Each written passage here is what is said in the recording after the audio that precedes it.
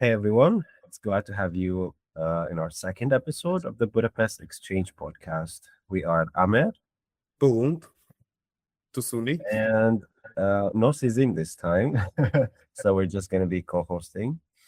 And yeah, we're basically a group of students from Alta University organizing this podcast for Budapest students, letting you guys know how life is in the city, the experiences, and what the city has to offer as an international student. And today we have a special guest. Muskan is with us. Hello, Muskan, and welcome to our podcast. Hello. All right. Would you please tell us a little bit about you? Like, where do you come from? What do you do here in Budapest? And how is your experience been in Budapest so far? Well, hello everyone. Um, I come from Tanzania. I study in Budapest. I also work here. I study international relations. Um, and my experience in Budapest so far has always been exciting, a little bit of emotional as well. Um, because as an international student, these are the emotions that you come with more or less. And personally, I love Budapest. And is it your first time like being away from home, like as a student, or you've been traveling before that? Um, Overall, this is my fifth year in Hungary, so it isn't my first year, I would say, traveling alone. I've also traveled alone before, but staying over a long period of time alone, yes, it is my first time. Uh-huh. And where have you been in Hungary before Budapest?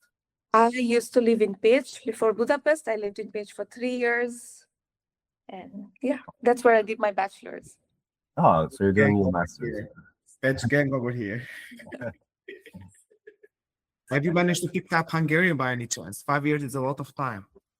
Yeah. You have mastered Hungarian. Beszélsz magyarul? Igen, az kicsit beszél magyarul. That's not an excuse. That's a lot of time for picking up Hungarian. I'm just a girl at the end of the day. Well, it's the same for me as well. I've been here for 5 years and I'm struggling still with the with the language. Exactly my point. It's not an easy language to learn. I think at this point we can all get by in Hungary with the amount of Hungarian that we do speak, but we're not like professionals. By all means. By all means, exactly. But it's crazy. Almost all of us in this panel, we've been like in Hungary for like more than 5 years. It's crazy how we have survived without even learning the language. Part of the Hungarian experience. Yeah, and especially everywhere you go, you are like, elnézést, bocsánat. Bocsánat, Yeah, that's it. bocsánat, elnézést. Yeah. I mean, Especially on the trams. it's special chance, but you know what's even crazy is because of my looks. I look like an average Hungarian, and every time like there's grandma coming to me asking me for something in Hungarian, I'm like, sorry, I don't speak the language. Sorry. Like last night, I was coming from bus, and I had a random guy asking me if I had Wi-Fi on my phone because I was staying on my phone. I was like, nem beszél magyar. That's crazy though. That's crazy Yeah. because there's Wi-Fi everywhere in Budapest. Yeah. I mean, maybe that's a perk for us being a students, having Yeah. having Neptune and Eduroam. Edurom everywhere. That's Oh, true. yeah. Yeah. One that never connects anywhere in Yeah. life. Honestly, that's one. that's actually crazy though because the Edurom in Pécs was different from the Edurom in Budapest. And when I moved to Budapest, I thought that my Edurom will connect instantly, but then you need a new login for Budapest in order for your Edurom to actually connect. I think it's a university thing. I think they changed like their credentials from university to university. Probably, yeah. It's the same with me with the Thai card, the how do you call it, the health insurance. Yeah. I think one of my Hungarian friends was like, "Oh yeah, you don't need one. You have like one code for life." I was like, "Okay." Until came the time where I went to a clinic and I had to wait like no joke, like 5 hours. And by the time my turn came, they were like, "No, this is invalid. They have to issue a new one." I know. Okay, so when I first moved to Hungary, and this was in Page, I got really sick, and I was like, okay, I'm gonna go to the clinic. I went to that one clinic that is in the city, and I had private insurance at the time because it's sort of like I think obligation for getting a visa. So I had a private insurance, and I went with my insurance. And when I got there, she was like, "Oh, we don't use this insurance here, unfortunately. You can only use this in Budapest." And I was like, "Okay." And the first appointment you get is like 3 weeks later. I was like, by 3 weeks, I might either be dead or be super, super, super energetic again. Like there's no in between, Yeah, you know? basically, by that time, literally, they just pray that you will get over it. Exactly, exactly. All right. So we talked a little bit about like the language struggles, Mhm. like other things that you, like other challenges that you have faced, like maybe cultural shocks that you have experienced. So this is something I usually tell my friends whenever I meet them a lot. And this is one of the biggest cultural shocks I had because obviously Tanzania, I wouldn't say is a super religious country, but it's a moderately religious country. So public displays of affection is not that visible, I guess. So when I came to Europe, obviously I did expect it, but I did not expect being on the tram at 8 a.m. and I see two people kissing in the tram and all this sort of stuff. So in the beginning, I was so shocked and I was so uncomfortable with it because that's just not the environment I sort of grew up in. Um, so definitely the public displays of affection, also navigating the public transport, especially in Budapest. I think in the beginning, when you come from a country with, not just come from a country with, but Budapest in general has a lot of different sorts of accommodation you can take to one destination. So you could take three types of um, modes of transport in order to get to one place, which is a privilege at the end of the day. However, it can be hard to navigate in the beginning. So that was definitely a challenge for me until I had some local friends who helped me out navigate it. So yeah. But Yeah. was it a culture shock for you, the immigration office, the welcoming at the immigration office? I think that's the best one. That's the most culture shock we ever experienced in our whole life. Honestly, I sort of expected it. I came with the mindset, okay, I have to go. I'm gonna go to the immigration office. So I wasn't that shocked. And to be honest, the immigration office in Page is not as overwhelming as the one in Budapest. So you don't need an appointment always to get in. Okay. You could stand in the line for like hours if you have to. Or you could go at 7 in the morning and stand there from the moment it opens. That you are a self-paid student because we both have scholarships. Do you think like Budapest or like universities here are like how do you compare them to universities back home payment like pay wise? So if I'm being honest, I think, for example, the international relations course that I'm doing, maybe is half the cost back home. Uh-huh. So, however, the degree that you get in Hungary is much more valued than the one you get back at Tanzania. So that's mainly the reason that I was willing to be self-paid. Moreover, studying in Europe itself is not that expensive. Is not that expensive.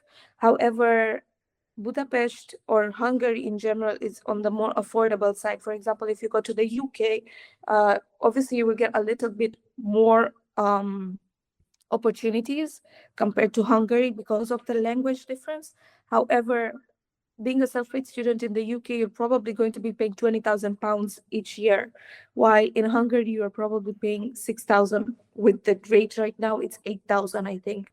So um, I think there's a difference. However, being self-paid at the end of the day is also most what is sort of a burden because you are mostly surrounded by people who are under stipendium. So your struggle to pay a tuition fee is not seen everywhere, or not acknowledged everywhere, in my opinion. And if the more east you go, the less expensive it gets, in my opinion. But Poland, for example, is about 4,000 euros a year, I think. Yeah, which is nothing in my opinion because I'm paying 6,000 euros a year. So 4,000 euros a year is basically nothing. And the costs that are exceeding this is like rent, food, basic necessities. Mhm. And stipendium sort of gives you a little bit of help in these things, although it's not enough in my opinion. It sort of still gives you a little bit of assistance, while as a self-paid you don't really get that assistance. You sort of have to navigate it yourself. Either your parents are helping you out or you're working. Yeah. Well, that's kind of true. I mean, we can do everything.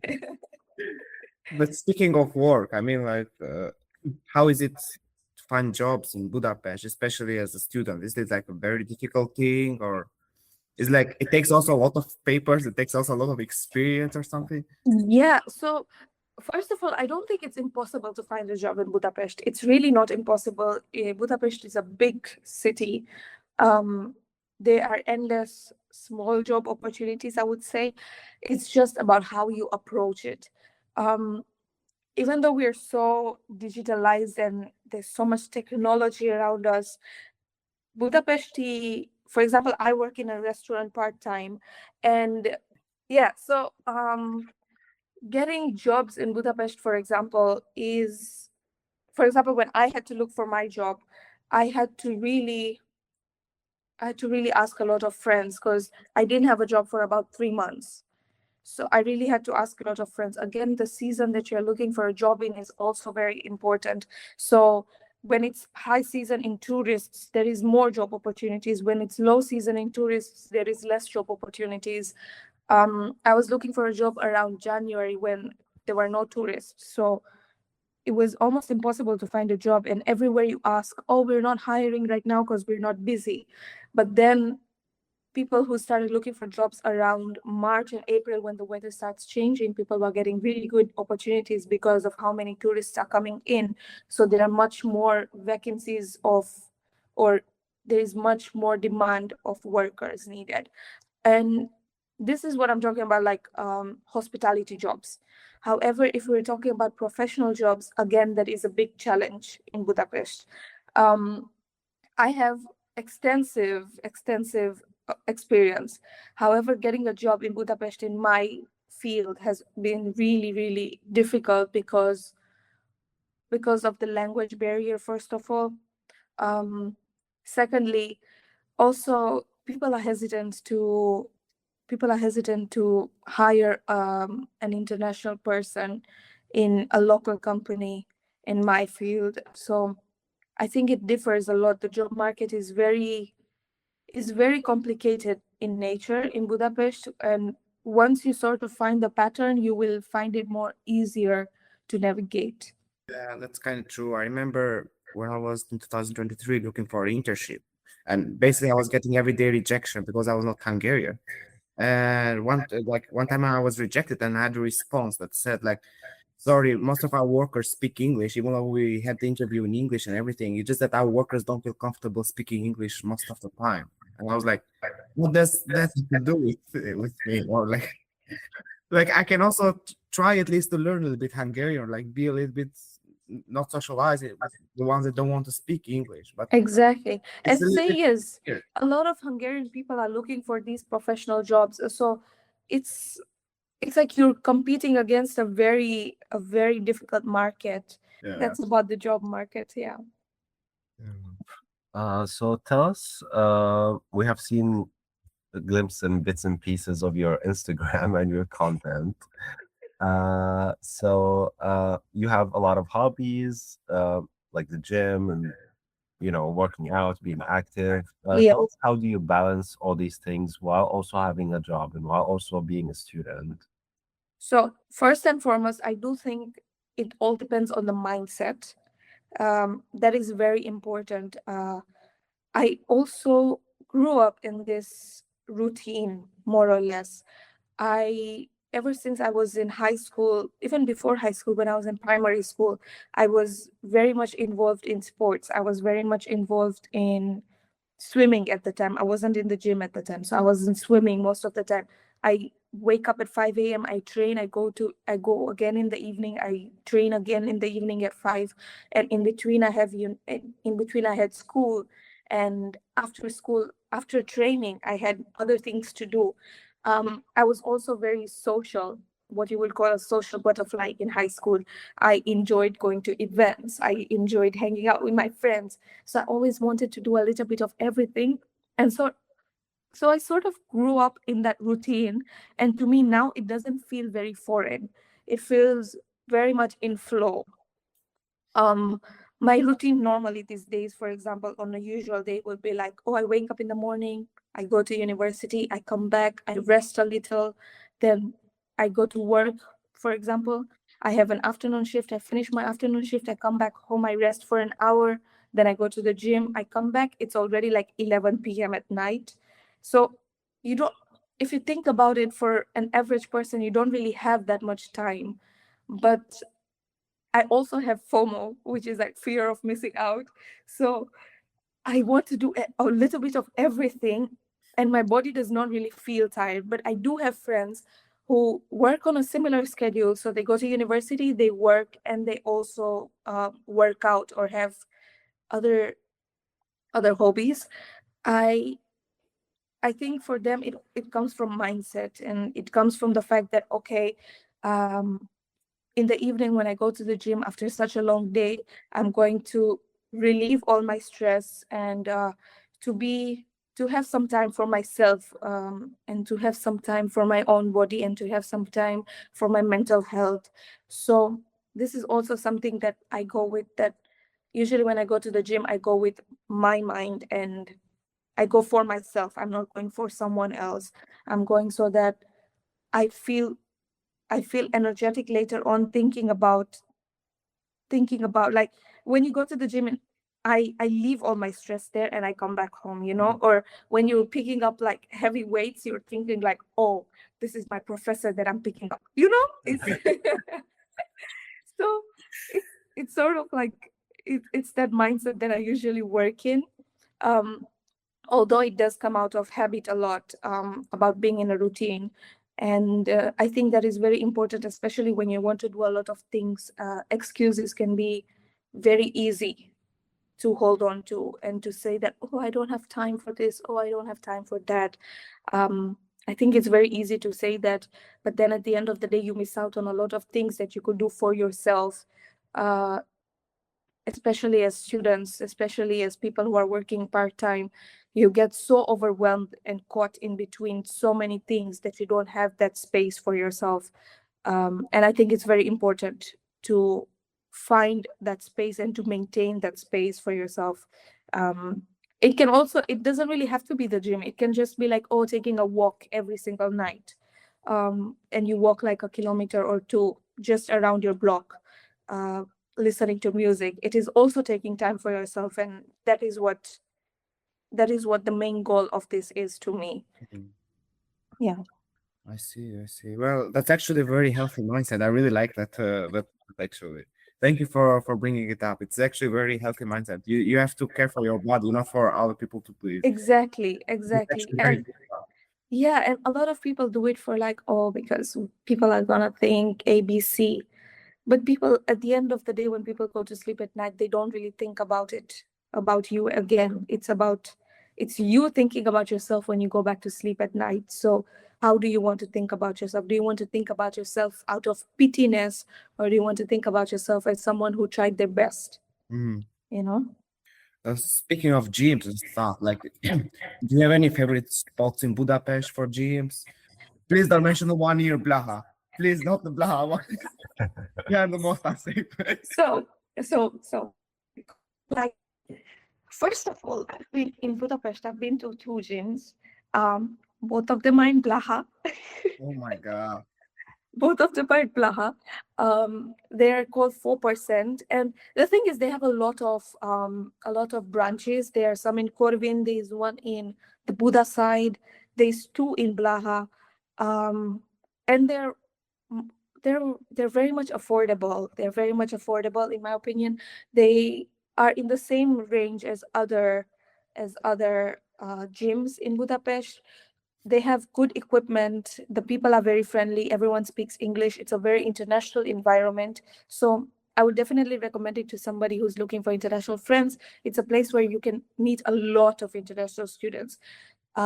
Personally, I go to Candyland, which it's a little bit on the expensive side. However, it is 24 hours, so it sits well with my schedule. I can I can leave late if I want to. However, it does not, if you're somebody who enjoys the chaos, which I do enjoy the chaos sometimes. The other branch in Blaha, which is Candy, um, they have a lot of people, so it can get really busy at high times. um Again, depends on the branches you go to. The And also, Corbin one is not that I guess crowded.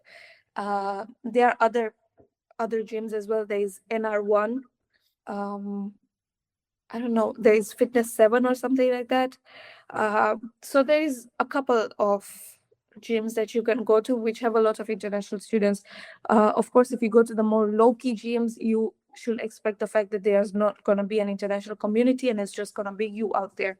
So my recommendation will definitely be the 4% on Blaha.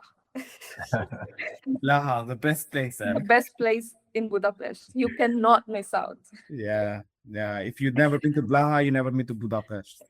Exactly. By the way, speaking of gyms, have you ever encountered any creeps on the gyms? Like, I don't know how. I heard many stories. I don't know. Is this possible? Has this ever happened to you? Occurred to you?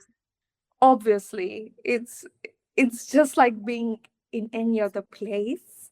There is always a creep here and there, but it's something I overlook. It's something I overlook with the amount of people who are there to support you. Mm. So it is a very safe space in general.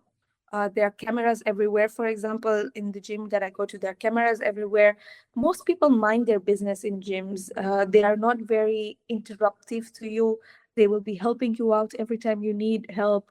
Um, However, it is the nature of the universe that there are creeps everywhere, and you will always come across one here and there. So I have come across like one or two here and there, but it's really a matter of ignorance for me, and also the fact that generally people know who these creeps are. So people are like always avoidant to it. Also, if I have like guy friends, they would always be like, oh, it's better to stay away from this place or whatever. So I I think in general, if I'm talking about it, like out of 60 people in the gym, maybe there is one creep. So you know, it 6, 7 guys. You Six, can seven. 6, 7 guys. Six, You can seven. choose to ignore it really, because they don't really make much of a difference, especially in the environment. They can't really do anything. They don't follow you home. I haven't come across such situations ever before, that somebody has been followed home from the gym or somebody has been touched inappropriately at the gym. I have never come across it personally. So, yeah, I think in general it's a safe space. It's the nature of the universe that there is creeps out there, but I've never come across it personally, or no one in my friend group have come across it personally. Well, it's actually something very interesting about Hungary because, like, Blaha is considered the most unsafe place in Budapest.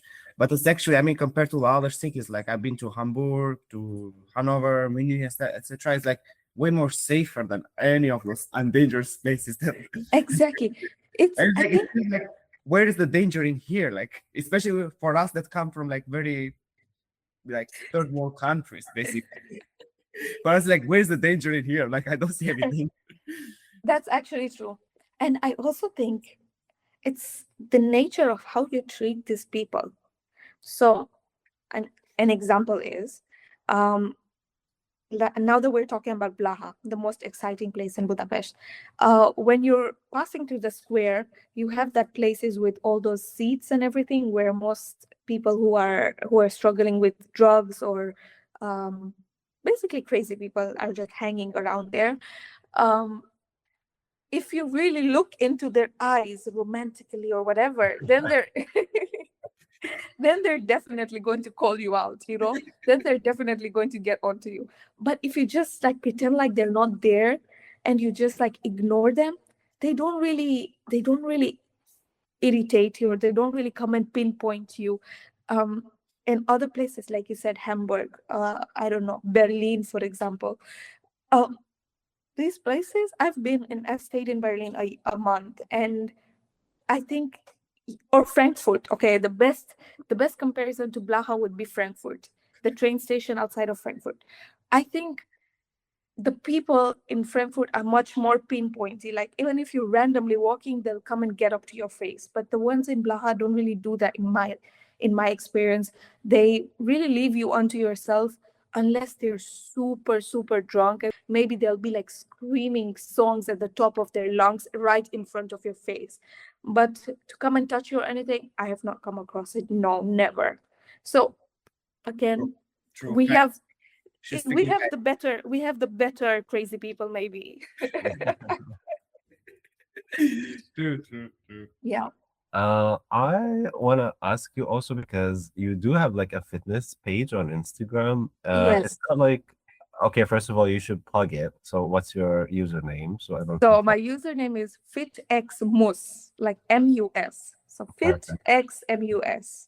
We'll also put it in the caption. But that also like one of like your like not hobbies, like side hobbies, or is that something that you can say that you want to pursue maybe after your studies or maybe as a side hustle, be it being like a personal trainer or like a fitness influencer? Yeah. So the main reason I sort of started that channel was just for like inspiration for my friends at home, more or Mm. less. I've always enjoyed making create content before. I had a YouTube channel. I don't really have it anymore as much. It's not active. I I was very active on TikTok before as well, but I'm not anymore. So this one sort of came off as a hobby. Obviously, if it does end up going somewhere professionally, I would definitely embrace the opportunity to it. um, I am still trying to figure my way out on how to make content, how to make engaging content, fun content. um, but it did come off as a hobby. If it ends up being something as a side hustle, obviously I don't think it would end up being my main profession. But if it does end up being as a side hustle, maybe, I don't know.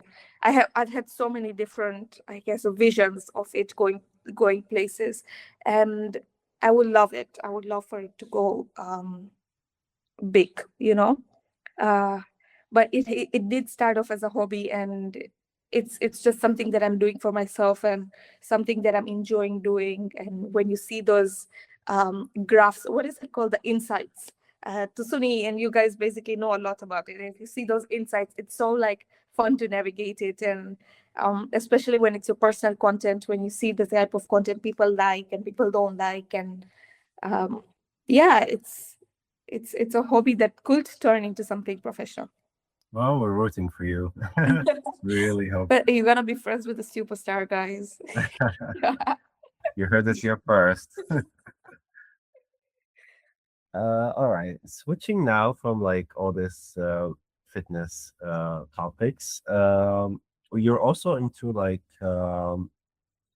let's say like activism. So we saw Mhm. that you're a member of the leader of a student organization called the Students for Liberty. Yeah. So what is Students for Liberty and what does it stand for? So, Students for Liberty is a student led organization that advocates for liberty, whether it is individual liberty or freedom of speech or freedom of acts. Um, it stands up for everything that is sort of a form of liberty. Liberty means to be free.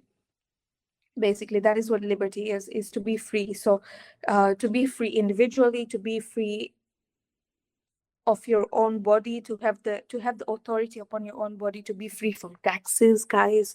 um Everyone hates taxes, let's be honest. Except for the government, everyone hates taxes. We need a tax-free world. That is what the organization basically advocates about. It advocates about the war on drugs. It advocates about, for example, we've had big events, we've had small events, we've had small workshops, such as Why Liberty. I think Kusuni has been on one. It's a public speaking workshop, and it's a 4-day, 5-day long workshop that was in Sofia, Bulgaria, and it trains students on public speaking and how to improve their public speaking. Secondly, we had like bigger events, which is like LibertyCon, for example. It is the biggest libertarian conference in Europe, and it brings in like-minded libertarians together to speak on various different topics that are very libertarian based to also very conservative based, but also taken into a perspective of a libertarian. So we've had, like this year we had LibertyCon, and we had a talk on faith and liberty, which when we think about faith, it is a very conservative topic. And there was a libertarian perspective to faith as well. And this is basically what we reflect on. We've also had other events such as the Ukrainian Renaissance, which is something that will come up soon in July or August, I think, that advocates for the war in Ukraine and the victims in Ukraine, and how we don't stand up for war, and how we don't stand up for governmental wars that affect civilians. So overall, I think it is just an organization that is student led. Obviously, we do have a lot of people who are not students anymore. These who are students, but our main focus are students, and to build a libertarian future, to build a freer future. Yeah, I think Tusuni can also put some words on this because he knows a lot about it too. We are colleagues in the organization, so yeah. Yeah, that's true. I mean, it's a very fun to be around with like-minded people. It's a very good opportunity. You connect with people. It's like you've been. It's like how to say the best comparison would be like it's like you've been member of a family, but you never knew each other before. It's like, and it's a very great opportunity. Like you met up Exactly. with a random person from Spain or Portugal, and somehow you have like similar ideas, similar beliefs. And it's a very amazing thing, actually. But also the workshop they really help. For me, they helped me a lot in the social media aspect, public speaking, etc. So it's a very great opportunity. Exactly. We are always also looking for people to join us. I think this is the best platform to say it on. That we're always looking for people to join us. If you're somebody who's interested in libertarian values, you can always reach out to us on our Instagrams as well. We are big on our Instagram. Credit to some of our social media managers. But I'm also going to put the handle. It's called SSM Hungary. We're big on our social media. However, our social media is different from how we actually work. The social media is just for vibes. But definitely, if you're interested, you can always let us know, and we'll love to help you out. Speaking of which, since you also do social activism and also gym, how can these two have come together, like social activism and gym? Like, is there something in between that connects these two? It's kind of weird. I mean, I never heard of this before. Like, There is nothing in between. Please. The social activism is on its side, the gym is on its side. Um, I think okay, if I could say it, I could also be like, if I really wanted to join the two, I would be like, oh, whatever I do in the gym, whatever I wear in the gym is a part of my activism side. Like no matter what I wear, it's like because I'm a libertarian, I support it, you know.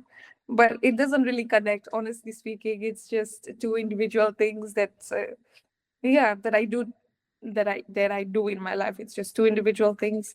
The gym stays at the gym. The social activism stays outside of it. Yeah. And I think that leads us to uh, the end of the interview, because we don't want to take so much of your time and your guys' time who are listening. So we want to ask you maybe one last question, or like make just a remark. Is that you will be graduating with us this year? Is that correct? Yes. And what are some of your plans for the future after you graduate? That is a very good question. A very, very good question. Very, very good. um, if God wishes, I will graduate in July. I am hoping that I can find a job after it because I would really like to enter the job market now. I think I'm mentally prepared for it. I am not afraid of any opportunities that come my way. So if I get something that is exceptionally well for me, I will definitely be moving forward with it, whether it was in any other countries, um, preferably Europe. But if I got a very nice opportunity back in Tanzania, I would love to move back home as well. Um, I have also put my mind very open to doing a second master's or a PhD, perhaps. If I land a scholarship, if God wishes and I land a scholarship, I would love to do a PhD. Although I do think that I'm not really mentally prepared for it right now. I do want to get some experience in first. So hopefully, God willingly, I will get into a job and enter the job market. That is my main plan currently. Um, Obviously, when you're in Hungary, it's not very easy to find a full-time job, especially in your own professional field. So that is going to be something that is going to be hard to navigate. However, it's not impossible. So that's something that I'm going to dedicate a lot of time into after my state exams and really put an effort to look into. One more question by me, but this is just like an easy one. Like, Yes. if you have to describe Budapest with one word or just one movie character or something, which one would you choose? Or either a book or something. It's fine. Just one. Oh my gosh. Just any word. Could it just be a random Any word? word you want to choose. Immaculate. I think that's my word. It's immaculate. Nice one. Nice one. Yeah. All right. So we would really love to thank you so much for your time and for coming on the podcast. Thank you for having me, guys. This was so fun. Thank you very much, Muskan. Thank you very much, Ahmed and Belum. This was very, very fun. Much more fun than I expected it to be, but I thought it would be more formal. But I love the fact that it's more Gen Z. Yes, we're trying our best here. Future journalism. Exactly. We wish you all the best with all your endeavors and all your plans in life. And yeah, thank you so, so much for coming. Thank you very much, guys. Thank you so much. I hope you guys have a great evening, mornings. I think it's, Day. yeah, great day.